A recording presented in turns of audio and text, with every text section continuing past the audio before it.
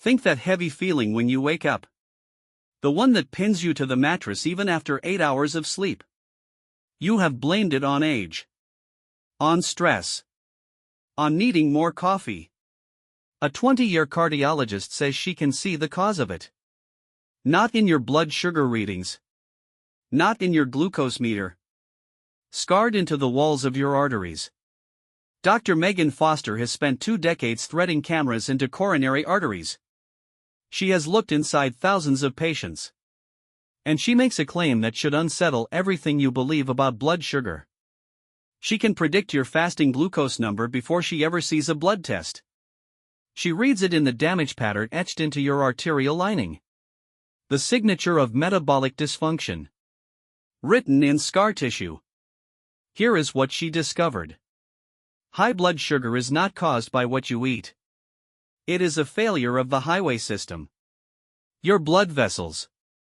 The roads that carry glucose to the cells that need it. When those roads crack and corrode, the traffic signals stop working. The glucose piles up.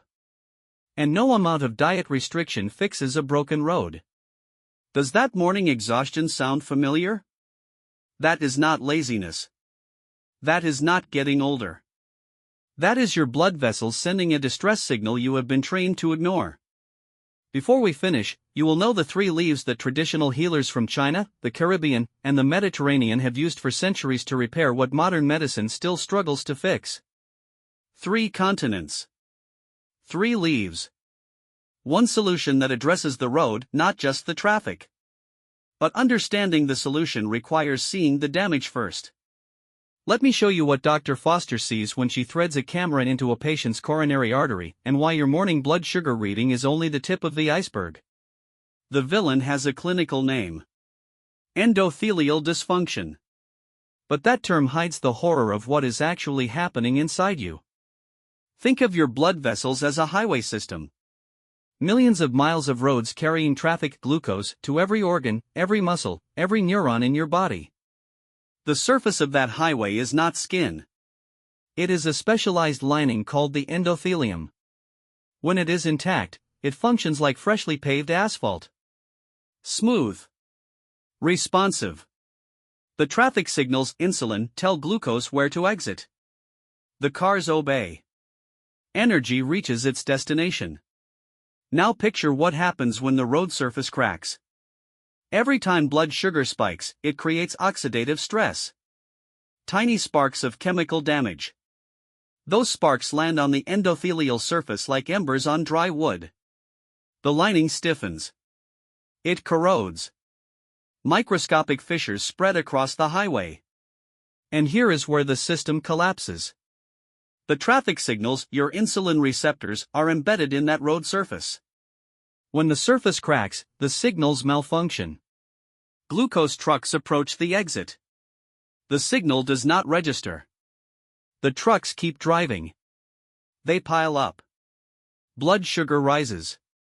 But the damage does not stop there. Your liver monitors traffic levels. When it senses congestion, it does something catastrophic. It dispatches more trucks. More glucose. It assumes the body needs fuel. It does not know the roads are broken. It only knows the traffic is not clearing. Research suggests one specific leaf can reduce post-meal glucose spikes by up to 40%. Not over years of use. Per meal. We will get there. This is the vicious cycle Dr. Foster observed in patient after patient. High glucose damages the road. Damaged roads block the exit signals. Blocked signals cause the liver to release more glucose. More glucose damages the road further. The spiral tightens. The numbers climb. Read that again. Your liver dumps more glucose because your arteries are damaged. Not despite your efforts. Because of a broken feedback loop you cannot see on a blood test. Dr. Foster calls this the moment she knew medication alone would never fix metabolic disease. She watched the same patients return year after year. Their blood sugar numbers were controlled. Medicated into acceptable ranges. But their angiograms told a different story. The artery damage was worsening. The roads were crumbling. The medication was managing the traffic report. It was doing nothing to repair the highway. Your doctor may tell you blood sugar is about carbs and medication. Blood tests tell you the number. Angiograms tell you the cause. And the cause is a corroded road surface that no prescription pad can repave. There is a reason most medications fail to break this cycle. They fight the sugar after it enters your blood. But what if there was a way to stop the spike before it ever started, by tricking your own enzymes at the gate? This is where most people give up. They accept the cycle as inevitable. But in a moment, you will learn about a leaf that does not fight the sugar in your blood. It stops the sugar from becoming blood sugar in the first place. The leaf is mulberry. And it contains a compound with a name you need to remember. 1-deoxynogeremycin. DNJ. Here is what DNJ does. It mimics sugar molecules. Structurally, it looks almost identical to glucose. When you consume mulberry leaf before a meal, DNJ floods into your digestive tract. It reaches the enzymes responsible for breaking down carbohydrates, the alpha-glucosidase enzymes. These are the gatekeepers. They crack open complex carbs and release glucose into your bloodstream. DNJ occupies the binding sites on those enzymes. It locks into the receptor. The enzyme thinks it is already processing sugar. It ignores the real carbohydrates sitting in your gut. The breakdown slows. The glucose trickle replaces the glucose flood. Your blood sugar rises gently instead of spiking violently. This is not folk medicine dressed in scientific language. This is the same enzymatic pathway targeted by pharmaceutical drugs like acarbose. The mechanism is identical. The delivery system is a leaf. This is why Dr. Foster now recommends mulberry leaf to her pre-diabetic patients before reaching for the prescription pad. The protocol is specific. 1 to 2 cups of mulberry leaf tea. Use dried leaves, not extract, for full-spectrum compound bioavailability. Steep 1 tablespoon of dried leaves in water just below boiling. 190 degrees Fahrenheit. 88 Celsius. Cover the cup. Trap the volatile compounds. Steep for 10 to 15 minutes. Do not add sweetener. Sugar in the tea defeats the enzymatic mechanism. Timing is non-negotiable. Drink it 5 to 10 minutes before the first bite of a carb-containing meal. DNJ must occupy the enzyme sites before real sugar arrives. Drinking it after the meal is useless. One exception. Skip it before exercise meals. When your muscles are demanding fuel, you want available glucose. Reserve mulberry tea for sedentary meals. Breakfast before desk work. Dinner before television. Here is what traditional healers in China knew 2,000 years before modern medicine named the enzyme it blocks. They called the mulberry tree the tree of blood purification. They prescribed the leaves for what they described as sweet urine disease. They did not have glucose meters. They had observation across generations. The mechanism they witnessed is the mechanism science now explains. Mulberry leaf is the heavy hitter. But it is not the only leaf in this protocol. What happens if you cannot find it or you want to stack the deck in your favor? Let me introduce the backup crew.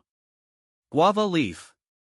This one comes from the Caribbean, South America, Southeast Asia, and Africa. It is rich in polyphenol compounds that perform double duty. They slow glucose entry into the bloodstream. And they repair the endothelial lining itself. Think of guava leaf as both traffic control and road resurfacing. It addresses the immediate spike and the underlying damage. Prepare it the same way. Steep covered for 10 minutes or more. 1 to 2 cups daily. Ideally with meals. Bay leaf.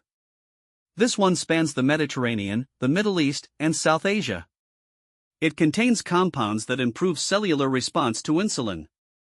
It recalibrates the traffic signals so they function again. It also reduces systemic inflammation, the kind that smolders in your gut and joints, contributing to the highway damage over time. The dosage is simple. 1 to 2 dried bay leaves steeped in hot water daily. Or crushed into cooking. Mediterranean and Middle Eastern traditions have included bay leaf in virtually every slow-cooked dish for centuries. That was not accident. It was accumulated wisdom encoded in cuisine. 3 continents. 3 leaves. The global persistence of these plants in traditional medicine across cultures that never communicated with each other is itself evidence of efficacy. They independently discovered the same solution. But before you rush to order dried leaves online, there is something you are probably doing every day that will chemically undo all of this. Stay with me. You now have 3 leaves, 3 continents of traditional wisdom, and a protocol Dr. Foster recommends before reaching for her prescription pad. But there is one habit done by 80% of adults every single day that will cancel every benefit.